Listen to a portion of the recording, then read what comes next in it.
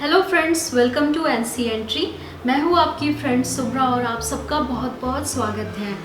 अगर आप हमारे चैनल पे नए हैं तो प्लीज़ हमारे चैनल को सब्सक्राइब कीजिए और बाकी सोशल मीडिया साइट्स पे भी हम लोग अवेलेबल हैं, तो वहाँ भी आप चाहे तो हमें फॉलो कर सकते हैं।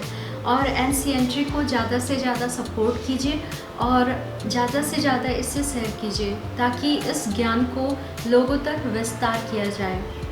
तो मिलते हैं दोस्तों। राधे राधे, जय श्री कृष्ण। Thank you. भगवत गीता में 8वें अध्याय के 6ठे जो श्लोक है उस सामान्य सिद्धांत की व्याख्या है जो मृत्यु के समय ब्रह्म का चिंतन करने का आध्यात्मिक धाम में प्रवेश करना सुगम बनाता है। यम यम वापि स्मरण भावम त्यजन्ते के कलेवरम तम तमेवैति कौतन्ये सदा तद्भाव भावितः। अपने इस शरीर को त्यागते समय मनुष्य जिस भाव का स्मरण करता है वह अगले जन्म में उस भाव को निश्चित रूप से प्राप्त होता है। अब सर्वप्रथम हमें यह समझना चाहिए कि भौतिक प्रकृति परमेश्वर की एक शक्ति का प्रदर्शन है।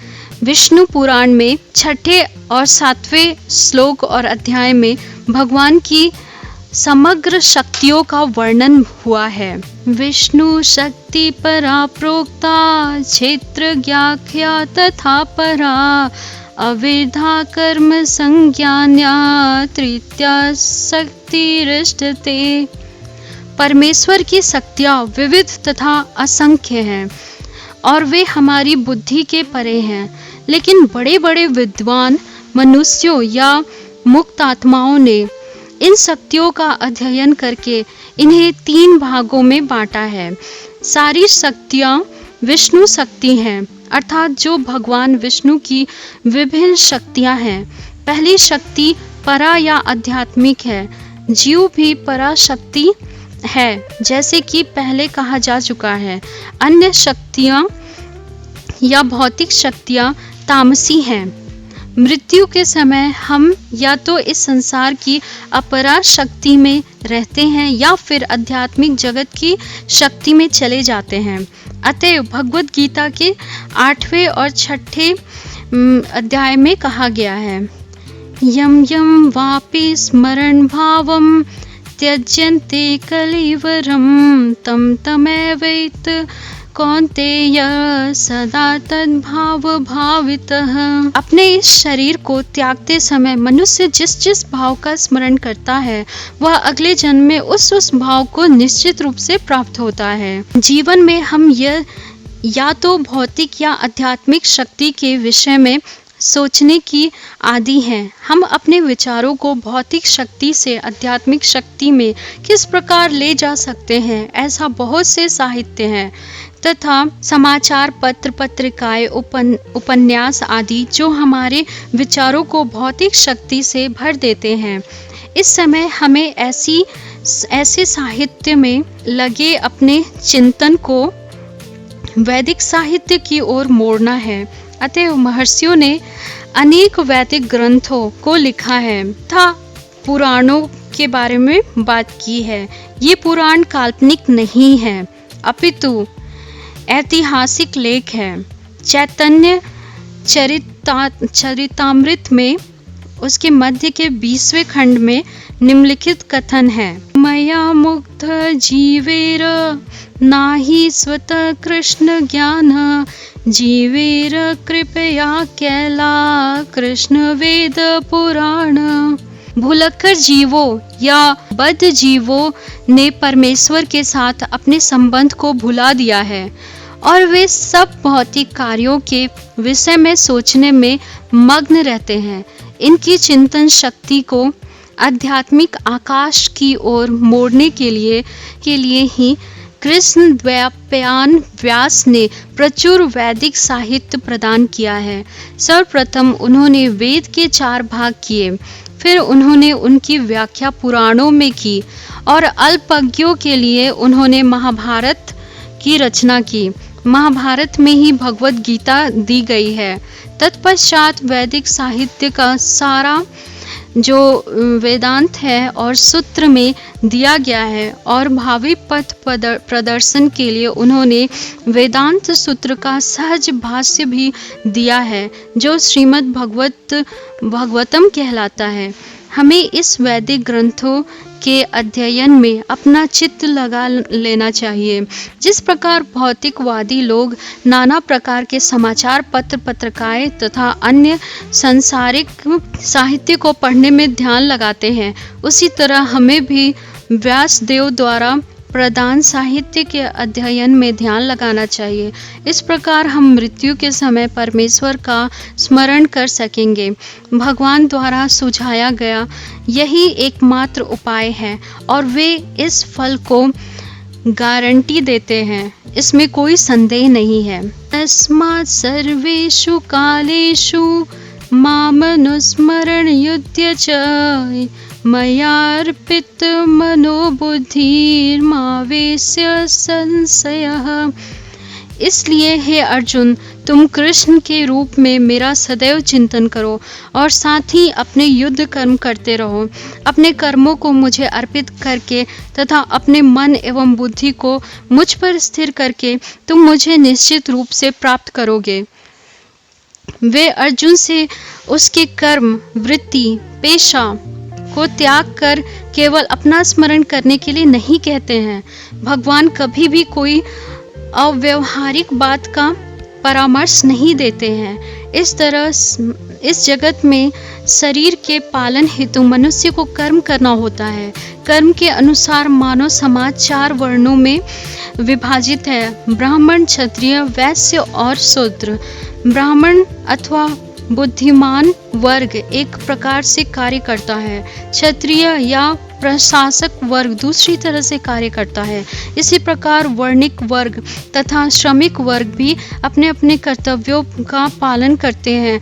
मानव समाज में चाहे कोई श्रमिक हो, वर्णिक हो, प्रशासक हो या किसी भी कार्य क्षेत्र में हो, या फिर चाहे वो सर्वोच्च वर्ग का तथा साहित्यिक हो, वैज्ञानिक हो या धर्मशास्त्रज्ञ हो, उसे अपने जीवन व्यापन के लिए कार्य करना होता है।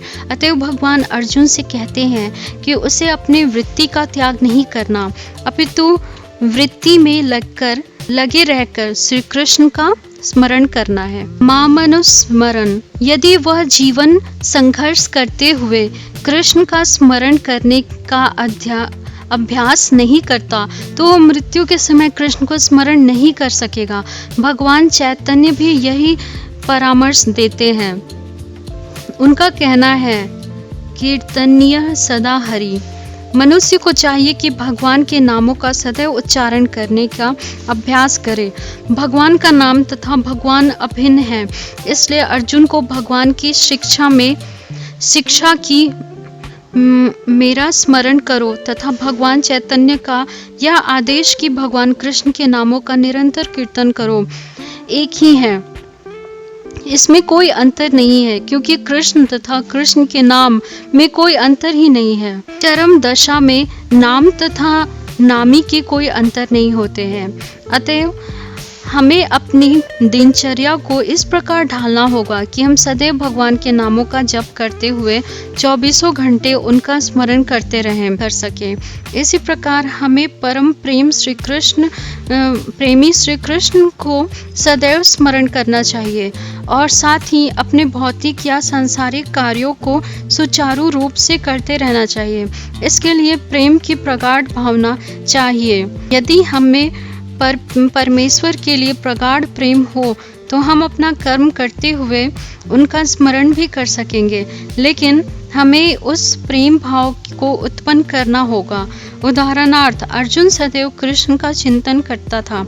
वह कृष्ण का नित्य संगी था और साथ ही योद्धा भी। श्री कृष्ण ने उसे युद्ध करना छोड़कर जंगल जाकर ध्यान करने की कभी सलाह नहीं दी है।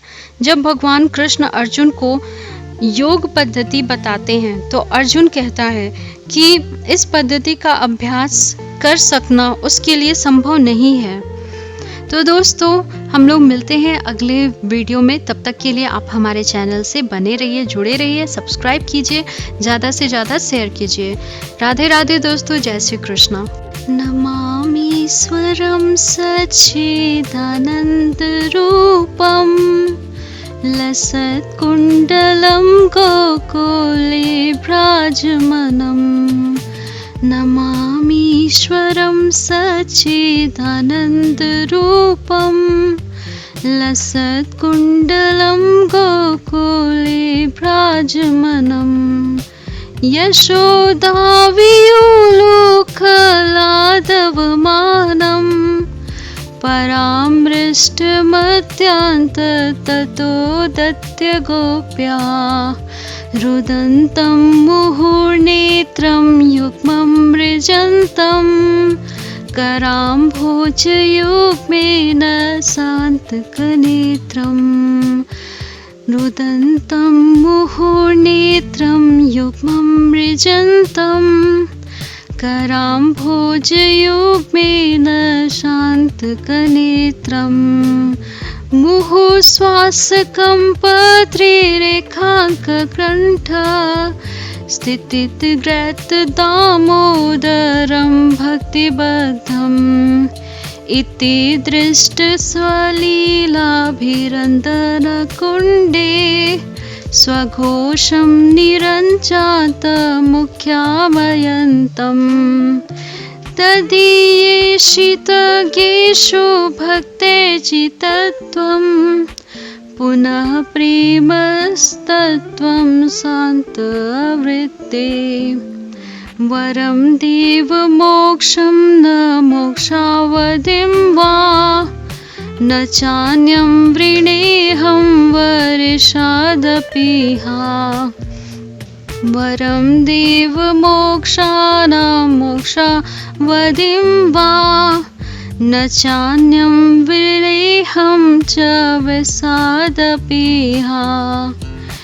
इदन्तेव पूर्णार्थ गोपालबालं सदा मे मनस्याविरस्ताकिमन्ये। इदन्ते मुखाम्भोज व्यक्तनिलयः वृतं कुन्तले स्निग्धरक्तस्य गोप्या। इदन्ते मुखाम्भोज वक्त्यनलीले वृतं कुन्तले स्निग्धरक्तस्य गोप्या। मुहुर्सासचुम्बितबिम्बकरक्तगरं मे मनस्याविरास्तामलं लक्ष्यलाभे। नमो देवदामोदर विष्णु प्रसीद प्रभु दुःखजलाब्धिमग्न। कृपादृष्टिवृष्टादिदिनं वतानु गृहाणि समामाज्ञमिघ्यदृश्यस्याम्। कुबेरात्मजो बुद्धिमत्यव्यक्तत्वया मोचयो भक्तिभाजो कृतो च। कुबेरात्मजो बुद्धिमत्यद्वयत् त्वया मोचितो भक्तिभाजो कृतो च। तथा प्रेम भक्तिं स्वकामे मे प्रज्य न मोक्षीग्रहो मोस्ति दामोदरेहा। नमस्तेस्तु दाम्ने स्फुरदिति दाम्ने त्वदीयदरायाथ विश्वास्य धाम्ने। नमो राधिकायै त्वदीयप्रियायै नमो अनन्तलीलाय देवाय तुभ्यं। हरे कृष्णा